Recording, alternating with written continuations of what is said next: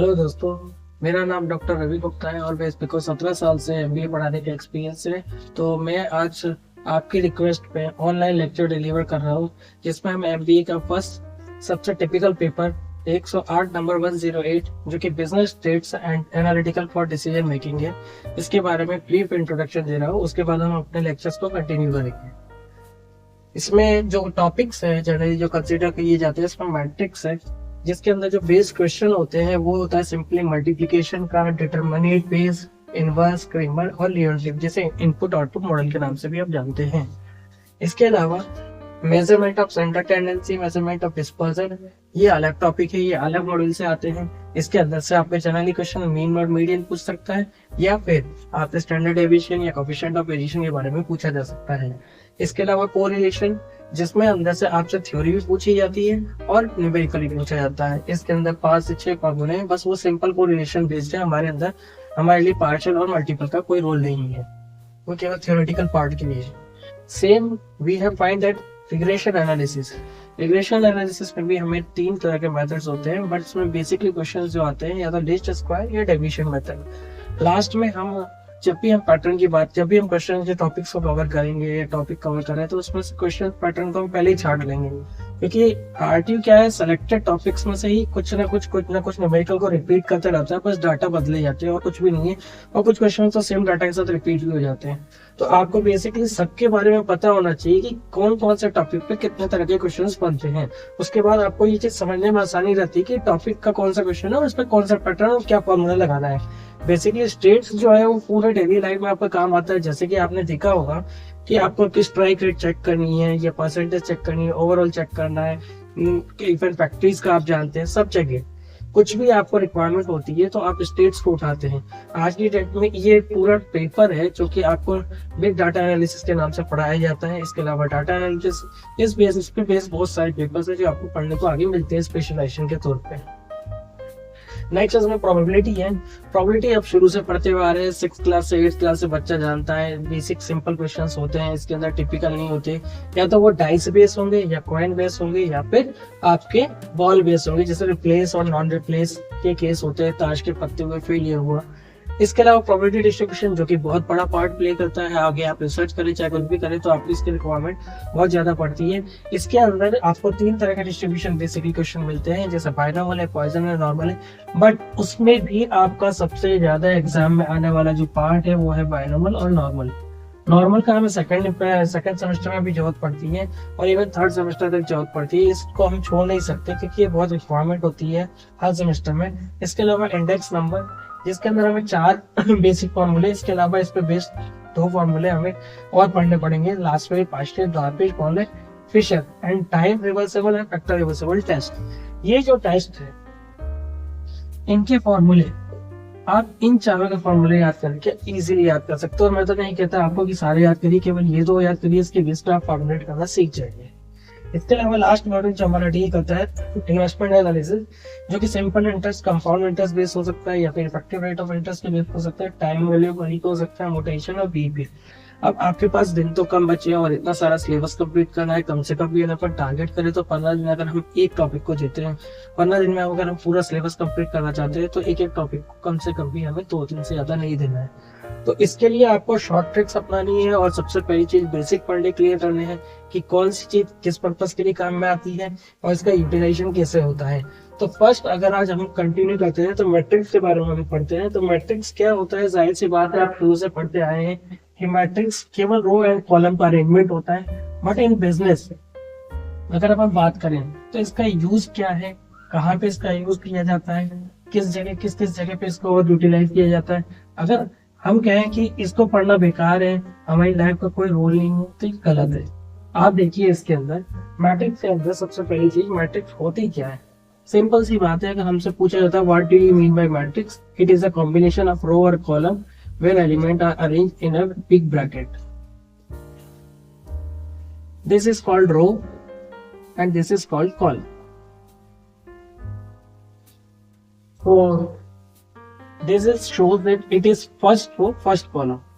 A12 shows first row, second column. A13 shows first row, third column, and this is shows one row, first row, second and column. Similarly, you have to find second row first column, second row second column, second row third column, and so on, second row and column. Similarly, AM1, AM2 represent M row and M row first column, M row second column, M row third column, and M row n column. It is in order form representative M into N, where M shows row and N shows column. So first of all, we have to discuss types of matrix.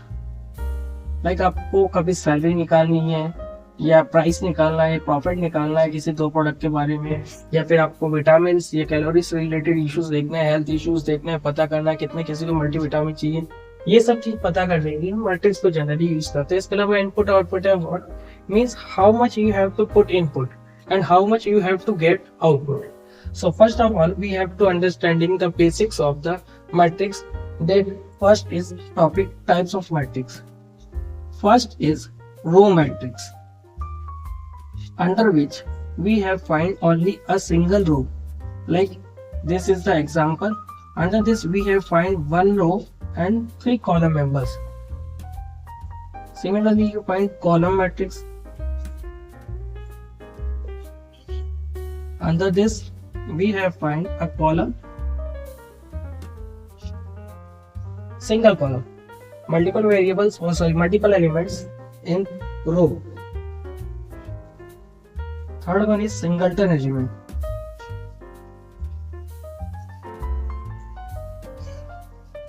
Matrix. इसके अंदर आप जब भी देखेंगे एक ही element होगा, केवल एक. तो वो कुछ भी हो सकता है, जरूरी नहीं है ए हो, 1/2 हो, 3 हो, 4 हो, 5 हो, कुछ भी हो सकता है, but one row one column, it is called singleton matrix. Now fourth one is empty matrix, और it is called null matrix, also called zero matrix.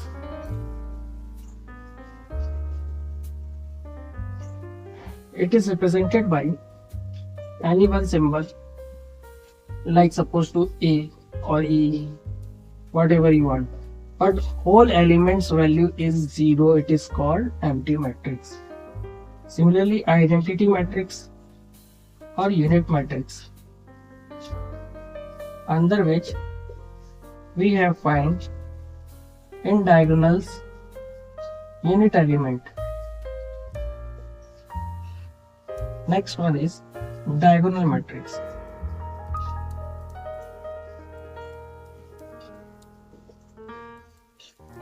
Diagonal, you have to better understand, like a parallelogram, square, rectangle, you have to find this is a diagonal. So elements are found only on this diagonal elements, not for other side. Like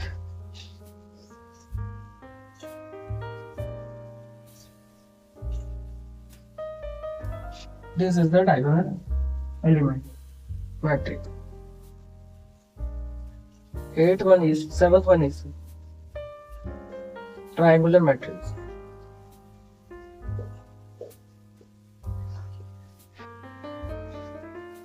It can further segregated into upper triangular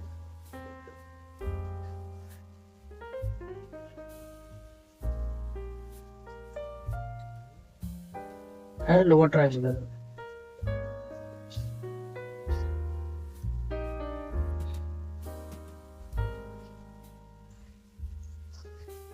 Like this is the example by which you can easily understand. If we trace the combination of diagonal from left to right first, then we find the upper element side. Diagonal and its upper side elements are available, but its lower side all values and elements are 0. Then it is called upper triangular matrix, means the elements are above of the diagonal side. But in the lower case, you have to find that elements are below of the diagonal. So it is called lower triangular matrix. Next one is square matrix. What do you mean by square matrix? Where row and column are equal, not element, only the values are like A, B, C, D, means 2 rows and 2 column. 2 rows, 2 column, that is square matrix. Another one is 2, 3, 5, 6, 2, 1, 1, 8, 2. This is 3 cross 3 matrix. We find again that row and column are same in order. Next one is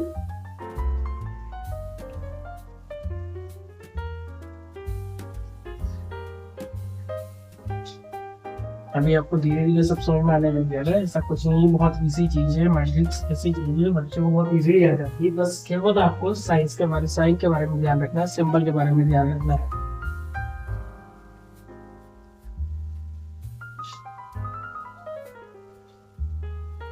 Ninth one is scalar matrix.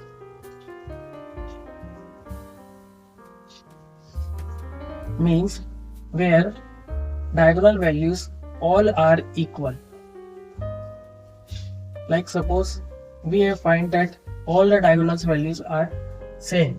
It is not unit matrix or addition matrix. Under unit matrix you have to find that all the diagonal elements are 1 1 1 1. But here is any one. A 1 by 2, 0, minus 1 by 2, everything all are same. Then it is called scalar matrix. Now we have to again find another example of different type like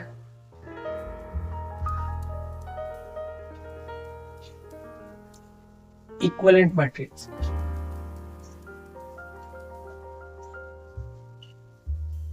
Under this matrix, orders are same. Means 2 matrix whose order are equal.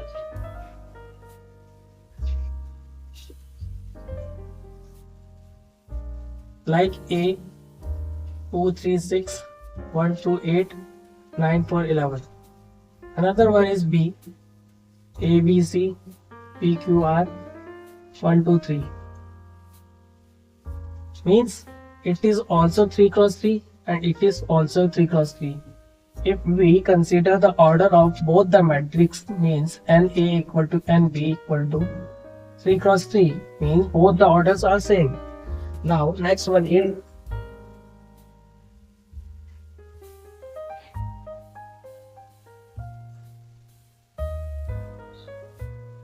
equal matrix.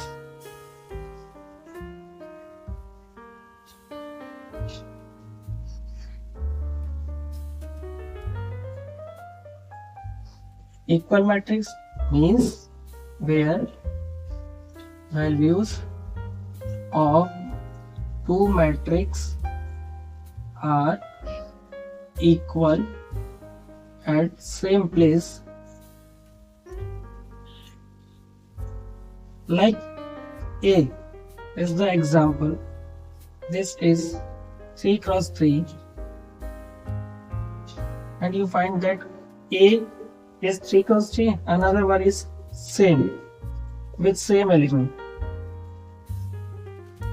Then it is called, here order is same but place of the A11 you find AA, place of A12 PP, place of 13 A13 33, and place of A21 VB, place of A22 Q, place of A23 Q2, place of 31 C, place of 32 RR, place of 33 8. Means both the values and orders are equal, then it is called equal matrix. Now 2 matrix are highly considered. देखिए last जो हमारे 2 matrix और बच रहे हैं इसमें 12 और 13 symmetric matrix, schematic matrix. ये आरटीयू के हिसाब से बहुत इंपॉर्टेंट वैल्यू रखता है क्योंकि इसके अंदर से क्वेश्चन 100% आएगा और नंबर का अटेम्प्ट जो आप करता है वो 100% ये क्वेश्चन तो मिलेगा ही मिलेगा आपको। इसके अंदर हमें मैट्रिक्स के बारे में बताना है। Symmetric, symmetric means all sides अगर हम बात करें तो वो क्या दिखना चाहिए, symmetric. Not means 3 cross 3, this is not in the form of order. You have to find that a simple example. It can be clarified or easily understand by this example. देखिए आप easily समझ सकते हैं कि इसमें करना क्या है। तो देखिए एक ये मैट्रिक्स है, हमको कोई दी हुई है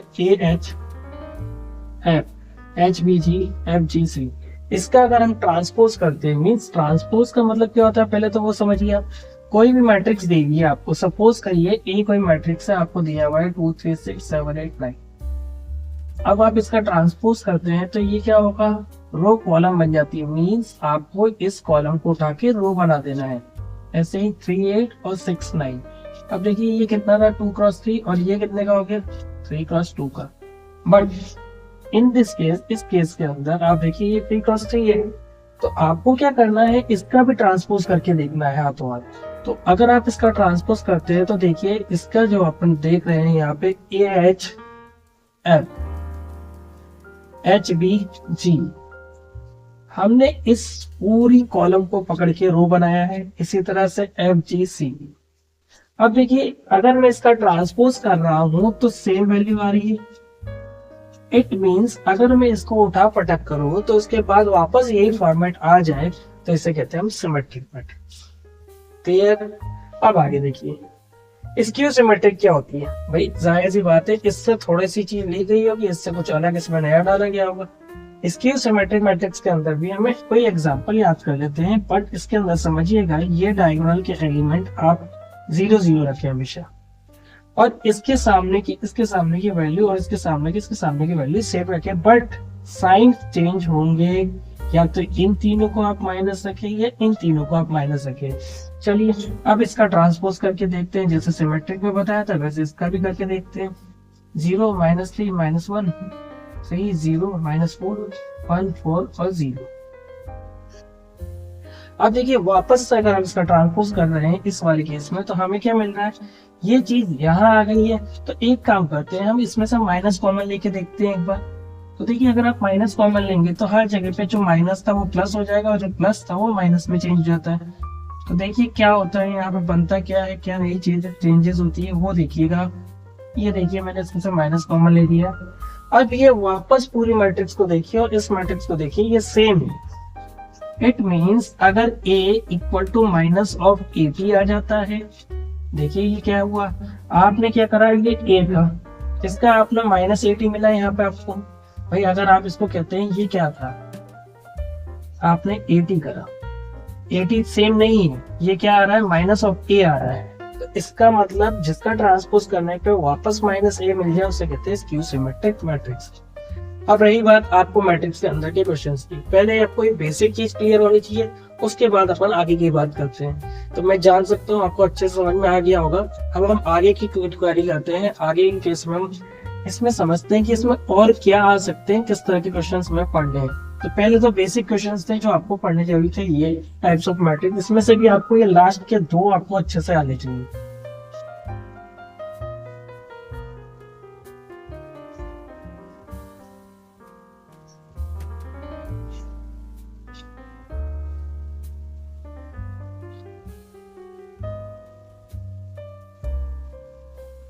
आप देखिए, आप मैट्रिक्स के अंदर सबसे पहले आपको जो बेसिक चीज सिखाई जाती है वो होता है matrix addition, subtraction and scalar multiplication.